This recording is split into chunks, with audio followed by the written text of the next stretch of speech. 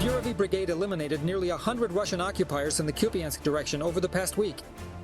In addition, during this period, the brigade's fighters, mainly using FPV drones, destroyed more than 30 Russian army shelters, took out dozens of drones, disabled enemy radio equipment, and knocked out a heavy flamethrower system TOS-1 in Sontsepek. And in the Siversk direction, drone operators from the Signum unit took part in repelling yet another nighttime assault attempt by Russian occupiers. At the head of the enemy column was an MTLB. The armored vehicle was stopped and destroyed by drones. The remaining Russian infantry were finished off by the same drones and actions of adjacent Ukrainian armed forces units. Meanwhile, in the Lyman direction, since the beginning of the day, Ukraine's defense forces have repelled attempts by Russian occupiers to break through the defenses near Rakivka, Karpivka, Mern, Shandryholov, and toward Dobropilya. On the Pokrovsk section of the front, the Russian army tried to push back the Ukrainian armed forces in the areas of Shakov, Volodymyrivka, Myrolubivka, Novopoblivka, Kotline, Udakny, and Novonikolayevka. In the Novopoblivka direction, Ukrainian defenders thwarted enemy attack attempts in the areas of Zelenyi High, Voronov, Sosnivka, Novonikolayevka, and Novoriharivka. Yes, it's bigger. Yes, there are more weapons there. Yes, there are more munitions there. The Russian army is bigger than ours. But the Ukrainian army is showing that the key factor for the defense forces, the key factor for any army, is its moral and psychological state. Our army has the upper hand over the enemy, morally and psychologically. Our soldiers know what they are fighting for. They are defending their homeland. And in the Bobchansk direction in the Kharkiv region, drone pilots and artillery from the Guard Brigade of the Ukrainian State Border Service delivered a significant blow to Russian fortifications. In addition to enemy shelters, a cannon, an infantry fighting vehicle, communication equipment, and 2 Russian army drone launch sites were destroyed. 6 Russian occupiers were also neutralized. At the same time, Ukrainian military drone forces released a video showing the destruction of 4 North Korean self-propelled artillery units of the Russian army, known as Koksan. In the Luhansk and Zaporizhia regions, they were taken out by drone operators from the 412th Nemesis Regiment. The Koksan self-propelled artillery unit is a long-range artillery system with a caliber of 170 millimeters, capable of striking targets up to 60 kilometers away. It is considered one of the most powerful artillery units at the disposal of the Russian army. The weaponry was supplied to the aggressor country by North Korea, which indicates that Russia is experiencing a shortage of its own equipment due to massive losses. The current war is, above all, a war of drones. Roughly 80% of the losses in Russian ranks are the result of the effective work of our drone operators. Just a year ago, we were stating, rationally stating, that 90% of Russian losses were the result of the effective work of our mortar crews and artillery teams. So, 980 Russian servicemen were eliminated by Ukraine's defense forces over the past day. As a result, the total losses of the Russian army have exceeded 1,112,000. This was reported by the General Staff of the Armed Forces of Ukraine. In addition, 1 Russian tank, 2 armored combat vehicles, 12 artillery systems, as well as 29 units of enemy automotive and special equipment were destroyed. The General Staff of the Armed Forces of Ukraine recorded 125 combat engagements on the front lines over the past day. In the North Slobozhensky and Kursk directions, Ukrainian forces repelled 4 assault actions by the Russian army. The same number were recorded in the South Slobozhensky, Siversky, Kramatorsk, and Huliapol sectors. In the Lyman sector, Ukrainian defenders repelled 11 attacks, 14 in the Novopoblivka sector, 18 in the Toretsk sector. The Pokrovsk direction remains the hottest spot on the front.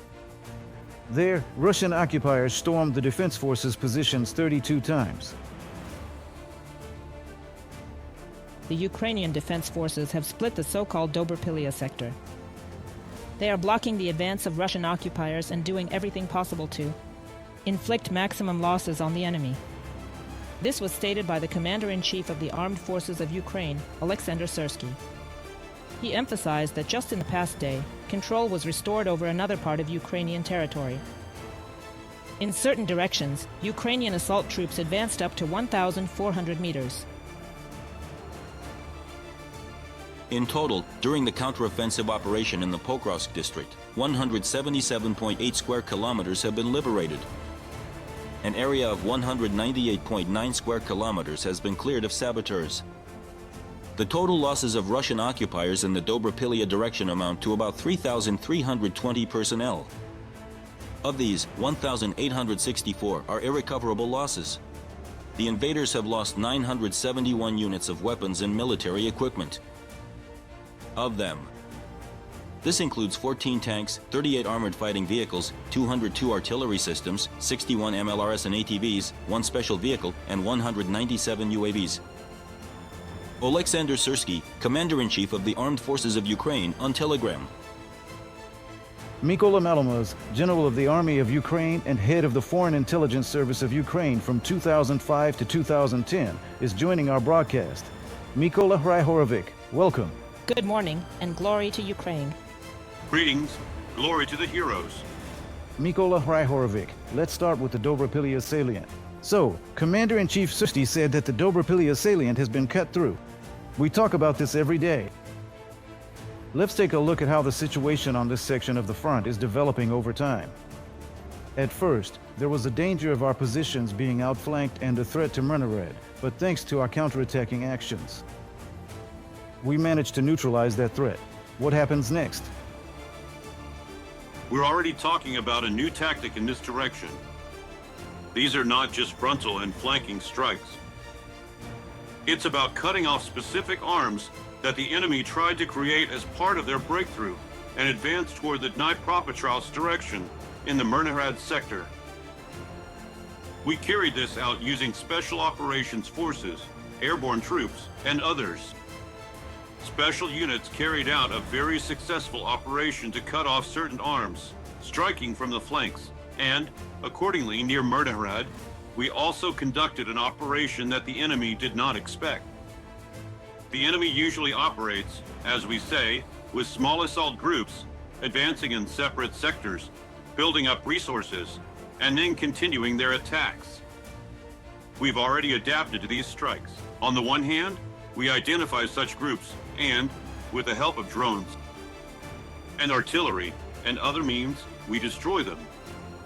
On the other hand, we adjust where they concentrate their troops to carry out these attacks. Most of them do this. And this is where the tactic of striking from the flanks or with spearhead attacks comes into play. That's why the Mirograd direction and overall the Dobropol direction allowed us to unexpectedly carry out very powerful strikes to spread out our forces, and on the other hand, to push the enemy away from specific settlements. And now, the 2 square kilometers that have been liberated are just one example of a tactical operation carried out by our troops, specifically near Mrnarad, to the south of Pokrovsk, and accordingly, in the Dobropol area as well. In other words, these are new, innovative operations taking place.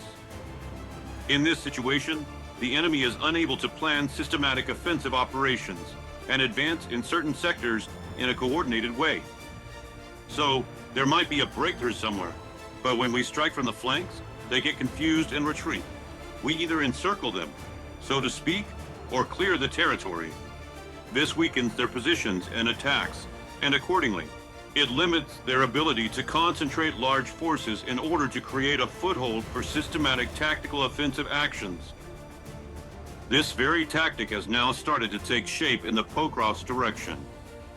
We're applying it in other directions as well. As of today, there are no prospects for an offensive, let alone the encirclement of Pokrovsk, either in the Mrnarad direction or overall in the Dnipropetrovsk direction. If we're talking about Pokrovsk, we've mastered the tactic, and moreover, right now, experienced units are operating here, both Special Operations Forces and our armed forces, as well as the National Guard.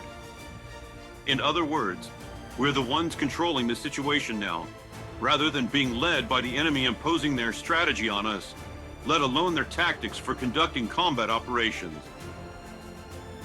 Nikolai Grigorievich, am I right in understanding that, basically, as the occupiers tried to push deeper into our territory, they actually ended up creating for themselves a trap, and now they've allowed our defense forces to carry out all these counterattacking actions.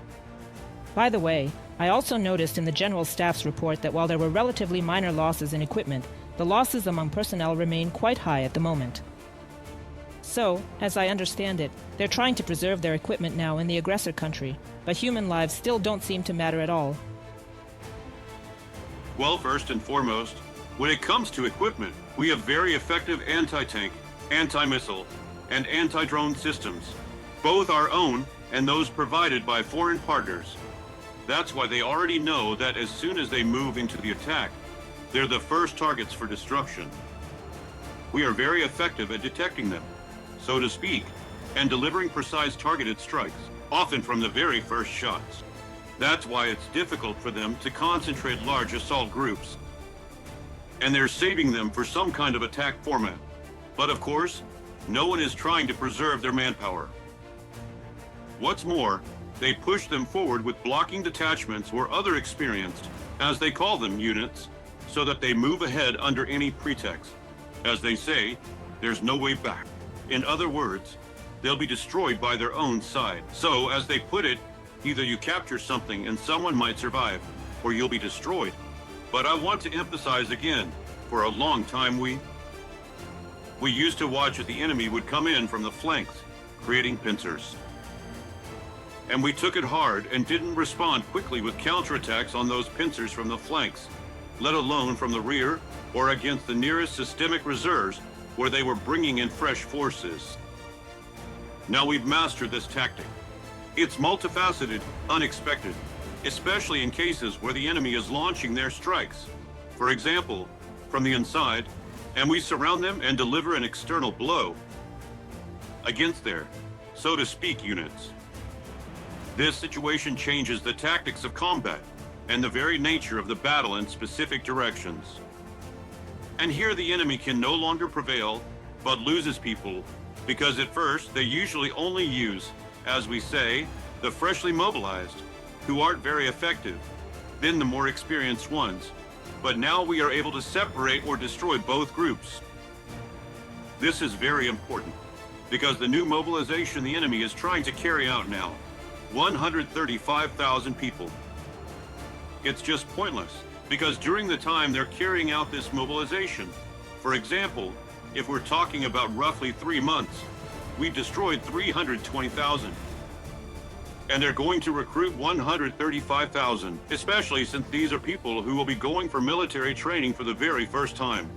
As they claim, they're going to the front, but they'll try to recruit them for contracts there, to prepare them for the front. But that's a long process. And on the other hand, during this time, we destroy twice as many as the reserves they'd bring in. Soon there will also be a shortage in the military units. Not in Pokrovsk yet, because they're pulling in troops there from all directions. And from different sectors.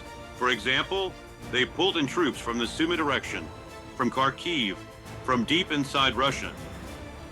That's why our commander's there. I've talked to them yesterday. We're expecting a very large number of Russian aggressive forces, of course, but we're destroying more and more of them, and there aren't many reserves left. There are very few enemy troops along the entire front, especially in the key areas. Nikolai Grigorievich, I'd like to talk more about the situation at the front, but we're limited by broadcast time, so... Just this one point. Right now, the Wall Street Journal is reporting that the United States will be sharing intelligence with Ukraine regarding long-range strikes on Russia's energy facilities. As an intelligence officer, how important is this for Ukraine right now? It's extremely important. I'll say this. The situation hasn't changed. It's a complex, multi-layered effort involving Trump, his inner circle, influence groups, military, Congress, Senate, and defense industry. In this area, we work to shift Trump's position, and it only changed systematically 2 weeks ago. And after that, the topic of $90 billion in arms sales came up, as well as the possible transfer of various types of effective weaponry, including tomahawks, and of course, intelligence data. And we've been saying for a long time, if our partners, using space-based, radio-technical, and security agency resources, control all information assets, then, as Putin says in his office, so what? They can prepare military actions on any part of the front. In other words, everything is known. You get data on specific energy facilities, as well as strategic bombers, tactical systems, missile and drone launch systems. These are specific targets that we can hit, as we say. Just with swarms of drones every day, nothing will get through, neither against the civilian population, against us today or at night, nor, accordingly, at the front, or there will be a minimal number of them. That's what intelligence is. It provides precise targeting, and we destroy their systemic assets. Nikolai Grigorievich, there's another point. Also, some fresh news from France. Well, not from France. Actually, from the Baltics, let's put it that way. French Marines have detained a tanker from Russia's Shadow Fleet. Allegedly, drone flights over Denmark were carried out from this vessel.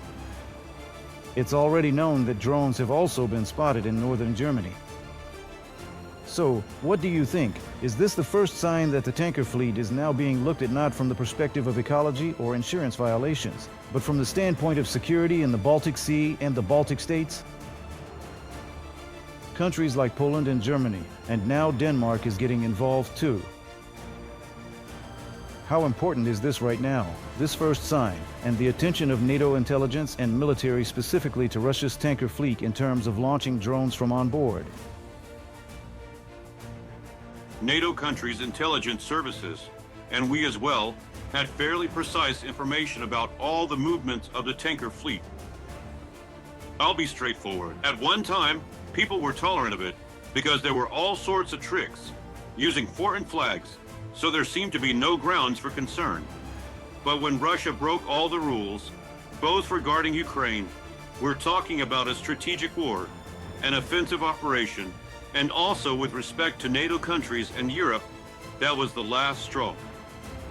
So in this situation, they realized that real aggression was coming. That's why any actions need to be stopped. Reconnaissance, drone attacks, the movement of combat aircraft and others, and of course, various reconnaissance missions as well. First and foremost, drones that have been sent toward Europe. And where are they being launched from? The tanker fleet. Very convenient platforms. They launch old ships or tankers under a flag of convenience, sometimes without even coordinating with the country whose flag they're flying, like Belize or something similar. It turns out they didn't coordinate, so there are no legal grounds for it, but they still send them out as if they're operating from some kind of neutral status. All of this was discovered by intelligence a long time ago, but no action was taken. Now they've finally started taking concrete action. We've long recommended detaining even tanker fleets that violate the regulations for transporting energy resources, like oil, gas, or other liquids. But they were still holding back, not taking action, especially when it came to the situation with Russia. But when it reached the point where Russia was preparing for actual combat operations, that's when the strategy changed. Now they'll start detaining them. Now they'll actually start imposing sanctions. And if they start using forceful measures, like Trump or others have said, that they'll shoot down or, accordingly, use our own firepower in a real combat situation if the enemy is the first to use these systems, then that's what we'll do. Whether it's drones or those same tanker fleets, if they start using weapons, for example, they'll use armed force to stop them and compel them specifically for control or their arrest. Nikolai Grigorievich, thank you very much for taking the time to join us. Of course, there are still plenty of topics left to discuss, but we'll get back to them in our next broadcasts. Let me remind you, Nikolai Malomash, general of the Ukrainian army and head of Ukraine's foreign intelligence service in the 1950s, joined us. Subscribe to UATV English and stay updated on the most important events, top news from Ukraine and all over the world, in-depth analysis, exclusive reports and interviews, all on hand in our channel. Join our community of viewers and stay tuned.